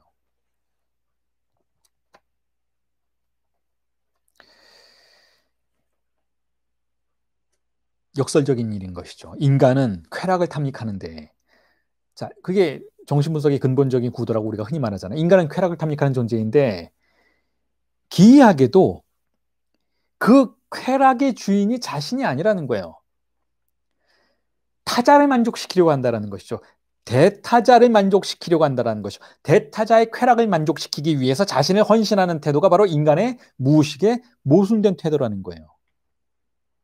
그리고 그것의 극단적인 경우가 성도착에서의 마조이즘이라고 말씀을 드렸던 것이죠. 그리고 이 모든 타자의 쾌락으로 자신을 제시한다든지 혹은 타자가 무엇을 쾌락으로 요구하는지 즉 타자가 뭘 요구하는지를 파악하려고 하는 모든 과정이 언어의 차원에서 이루어진다는 거예요. 언어를 통해서 알고자 한다는 것이죠. 뭐 이렇게 직접적으로 발화되는 언어일 수도 있고 혹은 침묵 속에서 암시되는 기표일 수도 있고 어쨌든 언어적인 차원에서 타자의 쾌락의 의미를 전달받으려고 한다는 거예요. 타자의 쾌락의 의미를 전달받지 못하면 질문한다는 것이죠. 다음 주에 한 번 더 살펴볼 테지만 바로 이것이 캐보이. 무엇을 원하는가? 당신은 무엇을 원하십니까? 라는 질문의 근본적인 개념이라는 거예요. 타자의 쾌락의 향방을 알아내려고 하는 것. 그래서 내가 그것을 보충하는 주체가 되어주려고 하는 것. 내가 그것이 되던가 아니면 내가 그것을 가져오는 사람이 되던가 하려는 것이다라는 거예요. 예를 들면 히스테리증자의 전형적인 사례가 지난 수업에서도 말씀드렸듯이 어머니와 아이의 이자 관계로부터 벗어나지 못할 때 히스테리적인 구조의 어떤 중증 현상, 증상들을 보인다라고 말씀을 드렸었잖아요. 자, 어머니와 아이가 밀착된 관계에서 이자 관계를 형성하면 이걸 상상계적 관계라고 부르는데 이때 아이는 내가 엄마인지 엄마가 나인지 구분할 수 없는 융합적인 관계 안에 들어가 있어요. 그래서 어머니가 욕망하는 모든 걸 즉각적으로 내가 욕망하는 것을 받아들이죠. 자, 이럴 경우에 이 아이는 어머니의 욕망의 향방을 파악하려고 모든 촉각을 곤두세워요. 왜냐하면 어머니의 쾌락이 나의 쾌락이니까. 어머니가 원하는 것이 내가 원하는 것이니까. 자, 이 이자 관계 안에서 아이가 지속적으로 머물게 되면 이 아이는 쾌락의 장소에서 폭넓은 기표들을 받아들일 수가 없습니다. 단지 그냥 어머니의 욕망을 만족시키는 것 자체로 1차원적인 관계 안에서만 자신의 쾌락을 종결시키는 경향이 있어요. 자, 그런데 이와 같은 관계 속에서도 많은 주체들이 제3자를 끌어들이려는 노력을 해요. 학교에 다니기도 하고 뭐 대학에 다니기도 하고 사회생활을 하면서 이 어머니와의 이자 관계가 바깥 세상에서는, 즉 상징계가 여러 가지 방식으로 작동하는 세계 속에서는, 담화의 구조가 최소한 3개가 작동하는 세계 속에서는 아주 협소하고 일종의 역겨움을 느끼게 한다는 걸 알게 되죠. 그렇게 해서 이 아이가 성장했을 때 제3자의 기표를 도입하려는 그러한 태도를 보이게 해요. 제3자의 기표라는 건 이런 거예요. 어머니라는 소타자의 쾌락의 대상으로 자신을 설정하는 대신 어머니보다 더 보편적이고 어머니보다 더 포괄적인 대타자의 욕망의 대상으로 자신을 설정하려는 태도를 보인다는 거죠. 이와 같은 이행이 사실은 아주 어린 시절에 일어났어야 돼요. 그런데 그렇지 못할 경우에는 히스테리적인 증상을 보이기도 하고, 사회생활을 하면서 이 사회생활 속에서 제시되고 있는 대타자의 담화의 구조와 어머니의 이자 관계가 충돌하는 것을 느끼게 되죠. 그리고 대부분 정신분석가를 찾아오는 이러한 히스테리 증자의 무의식은 SOS를 요청하는 경우가 있어요. 즉 어머니와의 이자 관계를 끊어내기 위해서 대타자의 역할을 즉각적으로 자신의 앞에서 누군가가 해주기를 요청하는 것이죠. 본격적으로 해주기를 요청하는 것이죠. 그리고 그에 대한 응답으로 자신을 대타자로 제시하고 언어의 어떤 보관 창고로 제시하고 다양한 담화의 구조들을 경험하도록 해주는 것을, 자, 정신분석의 또 하나의 절차라고 볼 수도 있어요. 그렇게 함으로써 히스테리 증자로서의 내담자는 어머니의 소타자로서의 욕망의 대상의 위치로부터 벗어나서 다양한 담화의 구조가 지배하고 있는 상징계의 대타자의 욕망의 대상으로 나아가는 과정들을 경험하게 될 수 있는 것이죠. 자, 어쨌든 소타자에서 대타자로 나아가기는 하지만 여기서도 근본적으로 이 주체를 규정하고 있는 것은 바로 타자의 욕망의 대상, 타자의 주입상스의 대상에서 타자의 욕망의 대상으로 나아가는 주체의 구조라는 거예요. 아이는 질문하는 거예요. 아이는 무엇을 원하세요? 당신이 원하는 게 바로 나입니다.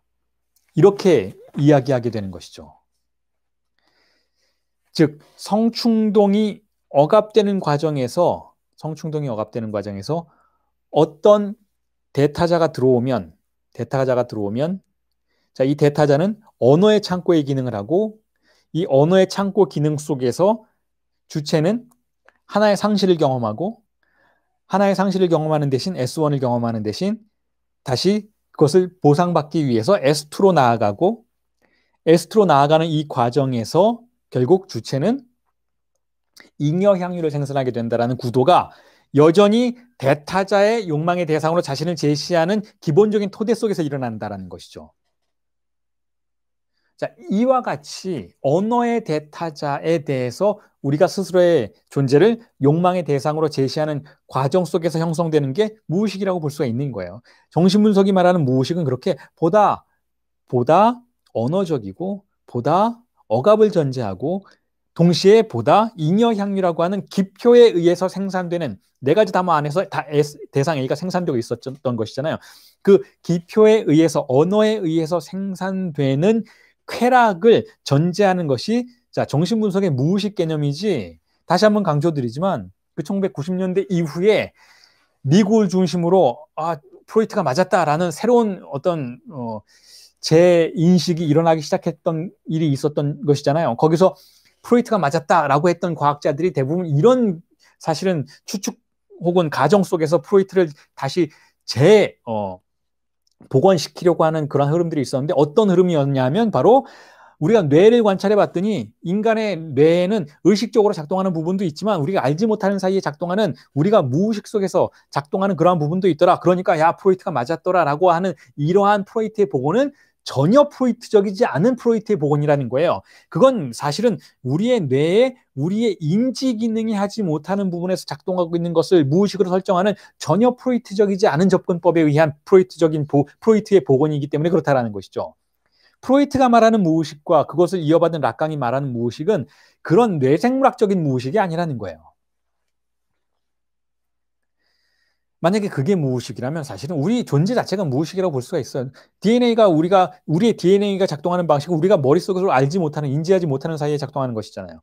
우리의 생체가 반응하는 모든 방식 자체가 우리의 인지 기능이 완전히 장악하지 못하는 상태에서 반응하는 그러한 생체적인 반응들인데, 그럼 존재가 무의식이다, 그냥 생체적인 존재 전체가 무의식이다라고 말해도 되는데, 프로이트가 말하는 무의식은 그런 게 아니라는 거예요. 프로이트가 말하는 무의식은 쾌락에 관련된 억압과 그것으로부터 빠져나가는 잉여향의 생산들이 만들어내는 무의식의 과정들인 것이지 전혀 그런 생체적인 반응들을 말하는 것이 아니라는 거죠. 자, 그러니까 그런 영미권의 뭐랄까요, 생물학주의적인 정신분석가들이 DSM-5를 항상 공부하게 만들면서 동시에 정신분석의 프로이트적인 이론들을 접합시키려고 하는 이러한 무지한 태도에 현혹되시지 않기를 바랍니다. 자, 프로이트는 그렇게 생체과학적인 부분과 연결되어서 탐사될 수 있는 틀이 아니라는 거예요.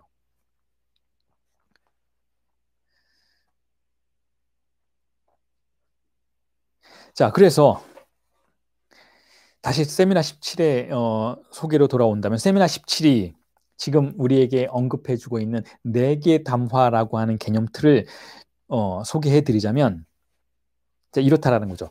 우리가 사회적인 관계 속에서 살아가는 존재인데, 이게 사회적인 관계는 어떻게 구성이 되는가 하면, 사회적인 관계는 잉여 향유가 탐닉되는 양상들 속에서 구성된다라는 거예요.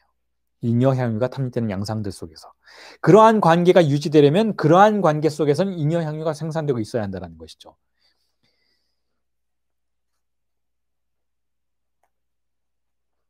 그런 의미에서 다시 한번 또한 강조드리지만, 결국 인간의 욕망이나 인간의 주의상스의 차원은 개인적인 차원이 결코 아니라는 거예요. 그건 개인의 문제가 아니라는 거예요. 우선 먼저 대타자와 아이로서의 주체의 문제였던 것이니까, 일단 쾌락 자체가 개인으로부터 나온 그런 미시적인 것이 아니라는 거죠. 항상 정신분석이 말하고 있는 쾌락은, 정신분석이 말하고 있는 주의상스는 항상 집단적이라는 거죠. 항상 공동체적이라는 것이고 항상 사회적인 것이죠. 그런 쾌락은 오직 타자와의 관계 속에서만 가정된다는 거죠. 진리의 문제도 마찬가지인 것이고 쾌락의 문제도 마찬가지인 것이고, 정신분석이 다루는 그러한 개념들은 타자와의 관계 속에서만 가정된다는 거죠. 그래서 대타자를 다시 한번 강조드리지만, 대타자를 중심으로 탐사되는 4가지 형태의 주의상스가, 즉 잉여향유가 루틴으로 제시되고 있어요. 이게 세미나 17의 내용이라는 거예요. 세미나 17이 우리에게 제시하는 락강 정신분석 이론의 새로운 틀이라는 것이죠. 그리고 거기에 다시 한번 주목해서 우리가 보아야 할 것은, 대상 A가 담화의 구조 내부에 존재한다는 거예요. 담화의 구조 내부에. 어떤 방식으로 존재하는가 하면 귀속 관계는 아니고, 그러니까 원소 관계가 아니고 포함 관계로서 존재한다는 것이죠. 포함은 내부에 있지만 분절되지는 않는다라는 의미에서 포함 관계라고 할 수가 있는 것이죠. 집합론에서 포함 관계. 자, 그러니까 4개의 담화 내부에 대상 A가 있어요. 이와 같은 대상 A를 담화의 내부에 포함시키는 방식으로 락강은 프로이트의 정신분석 이론을 한 단계 더 세공하게 된다는 거죠.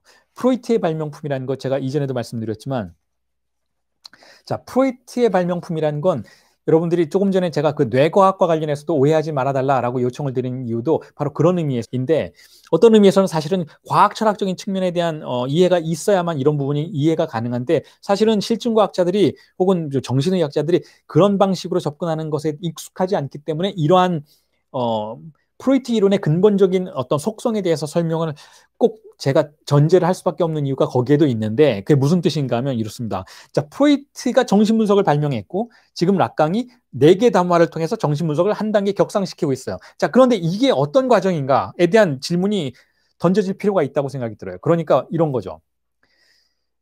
락강이 이런 거예요. 지금 4개 담화를 새롭게 구성해냈잖아요. 잉여향유도 지금 구성해냈어요. 16에서. 우리가 지금 두 개의 개념을 획득했어요. 락강이 세미나 16에서 플리스주의라는 잉여향유라는 개념 제시했고, 세미나 17에서는 4개 담화라는 개념 제시했어요.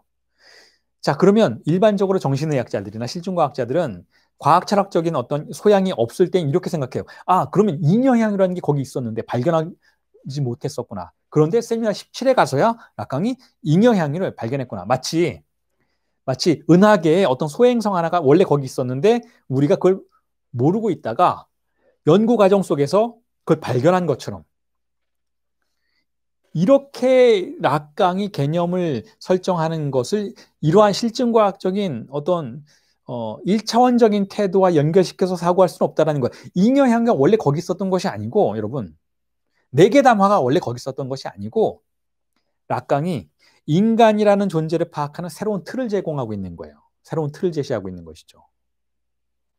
자, 어쨌든 더 깊이 돌아가면 이래요. 프로이트는 그러면 뭘 한 것인가? 프로이트는 인간의 무의식이라는 게 저 밑에 숨겨져 있었는데 프로이트가 그것을 해안을 가지고 발견해냈는가 하면, 자, 그런 구도로 이해하지 말아야 한다는 거죠.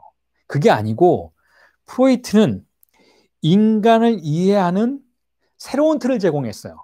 예전에는 그것보다 더 협소한 틀로서 인간을 이해했기 때문에 인간의 가능성이나 인간의 다양한 설명되지 않는 부분들에 대해서 우리가 침묵할 수밖에 없었던 부분들에 대해서 무언가를 프로이트가 발견해서 지적한 것이 아니고 새로운 틀을 발명해내어서 그러한 인간의 실제를 더 확장된 차원에서 파악할 수 있고, 확장된 만큼 또한 가능성도 또한 확장될 수 있는 면모로서 이해할 수 있는 이론적인 가능성을 제공해 주었다라고 볼 수 있는 것이지, 프로이트가 무언가를 어딘가에 숨겨져 있었던 무의식을 이렇게 잡아낸 건 아니라는 거예요. 인간이란 실제를 해명하고 해석하는 보다 확장된 틀을, 보다 새로운 틀을 가지고 왔을 뿐이다라는 것이죠.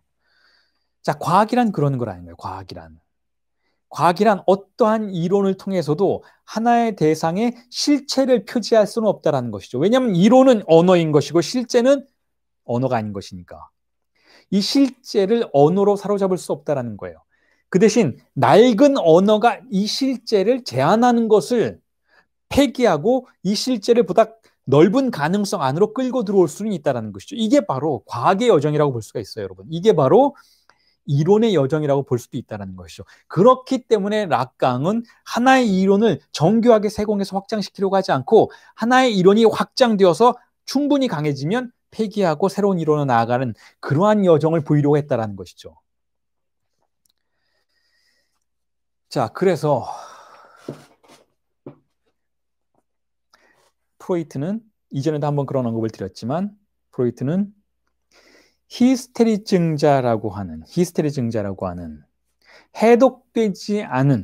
해독되는 것에 저항하는 그러한 실제를 새롭게 이해할 수 있는 언어를 발명해내었지만, 프로이트의 또한 위대한 점은 무엇이었는가 하면, 그럼에도 불구하고 이 히스테리증적 사태가 끝끝내 자신에게 완전히 해석되지 않는 부분을 고집하고 있다는 걸 받아들였다는 점이에요.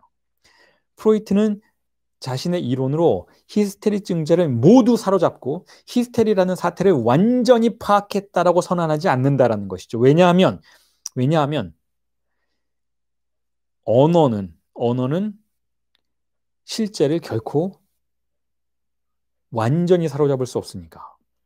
그리고 언어가 하나의 그게 정신분석의 언어이건 어떤 실증과학의 언어이건 언어가 그 내부에서 또한 실제를 생산해내는 것이니까.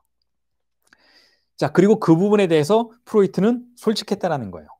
그렇기 때문에 락강이 프로이트가 결국은 보존한 공백을 이어받을 수 있게 되었다라는 것이죠. 자, 히스테리증자는 혹은 히스테리적인 사태라는 것은 근본적으로 자신의 공백을 사랑하는 사태예요. 자신의 균열을, 자신의 공백을 가지고 와서 주인에게, 마스터에게 자, 이걸 해석해봐 라고 주는 존재라는 것이죠. 이게 히스테리증자의 담화의 구조인 것이잖아요. 빗금친 주체가 S1에게 말을 해요. 나를 설명하라 라고, 저를 설명해 주세요. 히스테리증 환자의 여성이 분석가를 찾아와서, 프로이트를 찾아와서 나의 증상을 설명해 주세요라고 S1에게 이야기를 하죠. S1은 마스터예요. S1은 새로운 개념을 발명한 자예요. 바로 프로이트죠. 안다고 가정된 주체인 것이죠. 그래서 이 프로이트에게 자신의 공백을 설명하라. 공백이란 건 텅 비어 있기 때문에 공백이 아니고 언어로 설명되지 않는 부분이라는 의미에서 언어의 공백이라는 의미를 가지고 있는데, 그 공백을 신체로서 제공하면 분석가가 거기에 대한 이론을 S2를 생산해내야 하는 것이죠. 자, 이게 히스테리증자의 담화예요.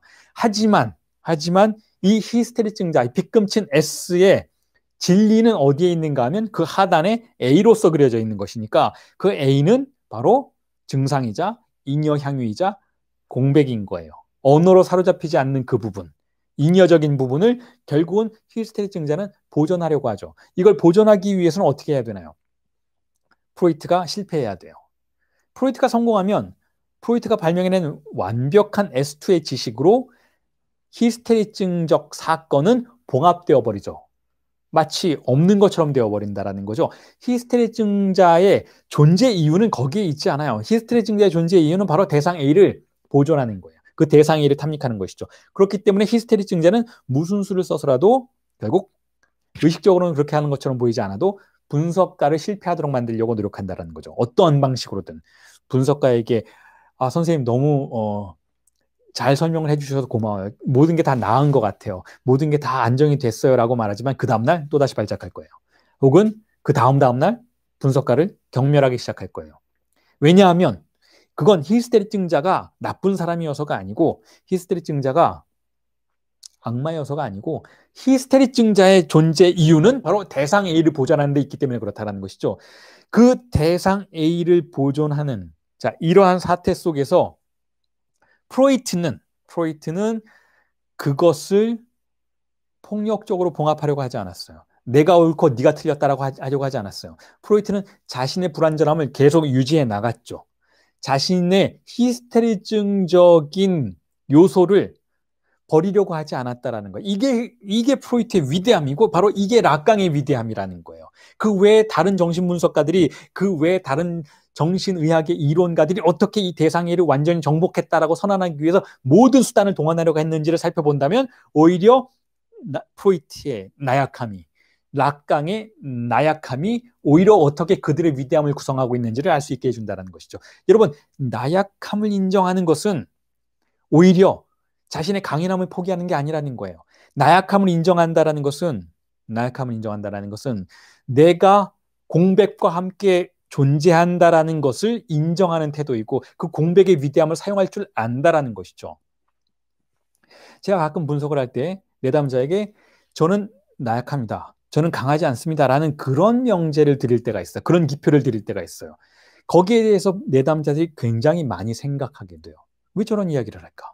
분석가는 강인해야 하는 건 아닌가? 분석가는 압도되지 말아야 하고, 분석가는 나를 압도해야 하고, 오히려 분석가는 내담자를 지배해야 하고, 분석가는 지식으로 나의 증상을 사로잡아야 하는데 왜 저 분석가는 자꾸 나는 나약합니다, 혹은 또한 제가 잘 하는 표현 중에 하나가 무엇인가 하면 그건 내가 알지 못합니다 라는, 왜 무지를 토로하는가? 왜 안다고 가정된 주체가 모른다라는 명제를 나에게, 그 기표를 나에게 자꾸 주려고 하는가 하면 바로 그걸 히스테리증자는 탐닉하기 때문에 그렇다라는 것이죠. 탐닉할 거리를 주는 거예요. 저자의 나약함을 히스테릭 증자는 사실은 그녀의 무의식은 탐닉하고 향유하고 있어요. 저자가 모른다라고 하는 것을, 그 모르는 것에 대한 모름이라는 기표를 히스테릭 증자의 무의식은 환대한다라는 것이죠. 자, 그게 프로이트의 위대함이었다라는 거예요. 그게 락강의 위대함이라는 거예요. 실제를, 공백을 인정하는 태도. 그건 정신분석적인 영역에서 뿐만 아니고 우리가 일상적인 삶을 살아갈 때에도 충분히 주목되어야 하는 태도라는 것이죠.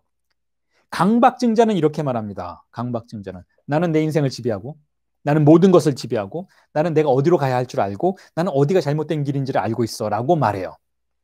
이게 강박증자의 태도예요. 자, 그런데 그건 강인한 자가 아니라 오히려 실제를 두려워하는 자의 태도인 것이죠. 실제를 두려워하고 자신의 아주 협소한 영역만, 그 협소한 울타리 안에서 숨어 지내려고 하는 자가 결국은 자신의 강박증을 통해서 자신의 완벽함을 주장하는 자예요. 그런데 진정으로 강한 자는 어떤 자인가 하면 바로 숙명을 받아들이는 자인 것이죠. 숙명은 실제예요, 여러분. 실제는 우리가 알지 못해요. 그건 절대적인 현실이에요. 우리는 모든 걸 알 수가 없어요. 그리고 우리의 곁에는 항상 우리가 지배할 수 없는 어떤 에너지가 존재한다는 것이죠. 그게 바로 실제인 것인데, 숙명을 받아들이는 자는 이 실제와 공존하는 자인 것이고, 이 실제가 다가왔을 때 그것으로부터 도망가려고 하지 않는다는 용감한 태도를 보이는 자인 것이니까, 숙명을 받아들이는 자는 결국 자신의 나약함을 인정하는 자이고, 자신의 나약함을 통해서 진정으로 강인함을 발휘할 수 있는 자가 바로 위대한 자라는 것이죠. 그게 바로 프로이트와 락강의 여정이었다라고 저는 생각합니다.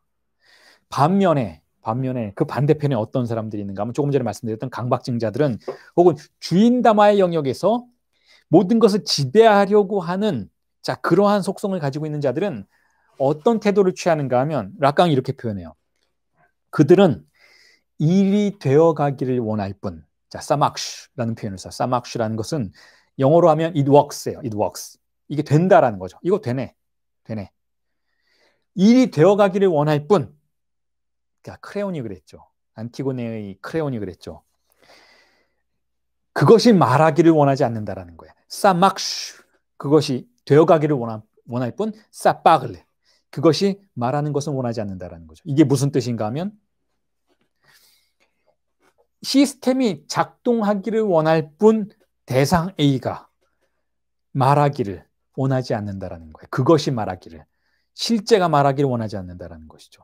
실제가 말하면 황급히 도망가요. 실제가 말하면 황급히 귀를 닫죠. 실제가 말하는 것을 원하지 않는 게 바로 권력을 소유한 주인 담화의 속성이기도 하다라는 거예요. 그럼에도 불구하고 언제나 그것이 되어가는 것을 교란시키는 어떤 목소리가 있죠. 무언가가 우리에게 속삭입니다. 그게 바로 증상의 속삭임이고, 그 증상의 속삭임을 받아들이도록 하는 것이 진정으로 강인한 존재가 된다는 것을 설득하려고 하는 것이 바로 정신분석 임상이라는 거예요. 왜냐하면 주의상세의 장치는 사빠글레, 그것이 말하는 것은 결코 멈추지 않으니까. 락강은 이것을 그렇게 표현하기도 했죠. 쓰여지지 않기를 멈추지 않는 무언가가 있다라고. 그것은 무언가가 말을 하는 건데 우리가 알아들을 수 없는 말을 하는 그러한 장치인 거예요. 그걸 주의상세 장치라고 부르죠. 그게 락강이 위반의 장치라는 개념에서 세미나 7의 수준에서 1950년대 말의 수준에서 1970년대로 넘어가면서 20번째 세미나, 엉커그라는 세미나에서 표현했던 용어예요. 52페이지에서 그런 말을 하죠.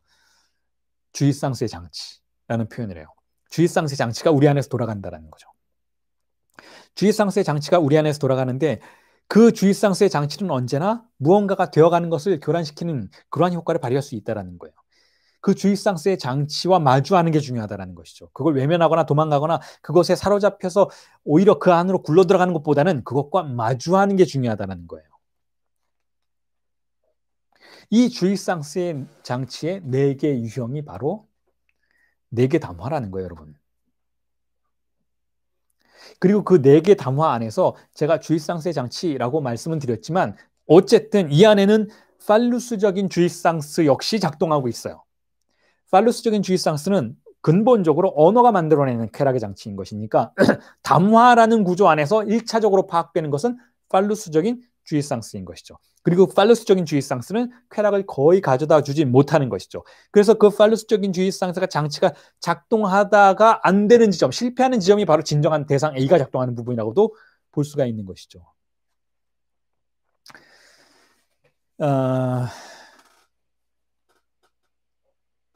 그래서 이 주입상스의 장치를 대상 A 장치다라고 부를 수도 있어요. 담화의 구조 내부에서 작동하는 A는 그 주입상스를 사회적인 관계 내에서 명명하고 등재시키는 역할을 한다는 거죠. 그러니까 다시 말해서 우리가 어떤 쾌락을 탐닉하고 있는데 우리가 알지 못하는 사이에 어떤 주입상스를 잉여 향유를 탐닉하고 있는데 우리가 그걸 탐닉하는 순간 우리는 어떤 사회적 장치 안으로 이미 들어가게 된다는 거예요. 그 사회적 장치의 첫 번째 유형이 주인 담화의 유형인 것이고 말씀드렸듯이 두 번째 유형이 대학 담화인 것이고 세 번째 유형이 히스테리 담화인 것이고 네 번째 유형이 아주 드물지만 분석가 담화라는 거예요. 그러니까 우리가 모든 걸 상실하는 것도 나 상실했어, 나 쾌락이 없어라는 것도 이미 사회 안으로 들어와 있기 때문에 그렇다는 것이 그것을 이미 이해하실 테지만 왜냐하면 우리는 거세당했으니까 우리가 오이디푸스 컴플렉스 안으로 들어와서 그걸 극복하는 과정 속에서 우리는 우리의 근친상간적 성충동을 배제당했으니까 쉽게 말하자면 어린아이 시절에 누리던 그 쾌락을 포기했으니까 이 유치원에 들어가면 초등학교에 들어가면 그런 거 다 포기해야 되잖아요. 말 들어야 되잖아요. 선생님 말을. 그러니까 우리는 이미 사회 안으로 들어오면서 우리의 쾌락을 포기당했지만 또한 우리가 다시 쾌락을 탐닉할 때에는 사회 바깥으로 나가는 게 아니라는 거예요. 우리가 사회 안으로 들어왔을 때 우리는 쾌락을 포기당한 상태이지만 이걸 보상받기 위해서 우리가 어떤 쾌락에 자신을 던진다면 우리는 이 사회 바깥으로 나가는 것이 아니라 또 다른 사회의 층위 안으로 들어가고 있는 것이다라고 볼 수 있는 것이죠. 이 사회적인 층위의 구도를 락강이 4개 담화로 그려내고 있는데 이 4개 담화 중에서 3개 담화 모두 소외된 상태라는 거예요. 락강이 보기에는. 그래서 마지막 담화를 제시하고 있는 거예요. 분석가 담화를 제시하고 있는 것이죠. 소외된 상태에 있는 4개 담화의 구조에서 잉여 향유의 위치를 바꾸자라는 것이죠. 잉여 향유가 3가지 담화 내부에서 작동할 때는 일단은 소외된 상태라고 보고 소외됐다는 건 쾌락이 없다라는 의미에서 소외된 것이 아니고 쾌락은 있지만 타자적인 쾌락이라는 의미에서 소외된 상태라는 것이죠. 주인, 히스테리, 대학, 담화 모두 우리는 그 안에서 쾌락을 탐닉하고는 있지만 소외된 상태라는 거예요. 타자적인 지배 안에 너무 많이 깊숙이 개입되어 있다는 것이죠. 그래서 이로부터 빠져나와서 혹은 이로부터 완전히 빠져나오지는 않지만 어쨌든 이 안에서 향유되고 있는 쾌락을 마주 볼 수 있는 위치로서 잉여 향유를 돌려놓는 새로운 담화의 유형이 바로 분석가 담화의 유형이라는 것이고 그 분석가 담화의 유형이 일단 우선 먼저 분석실 내에서 실천되어야 한다라고 락강은 제안하고 있는 것이 바로 세미나 17의 구도라는 것이죠. 그렇습니다. 오늘의 강의는 이 정도로 정리를 하고 다음 주에 말씀드리지 못한 부분을 마저 마무리를 짓도록 하겠습니다. 수고하셨습니다. 오늘 여기까지 하겠습니다.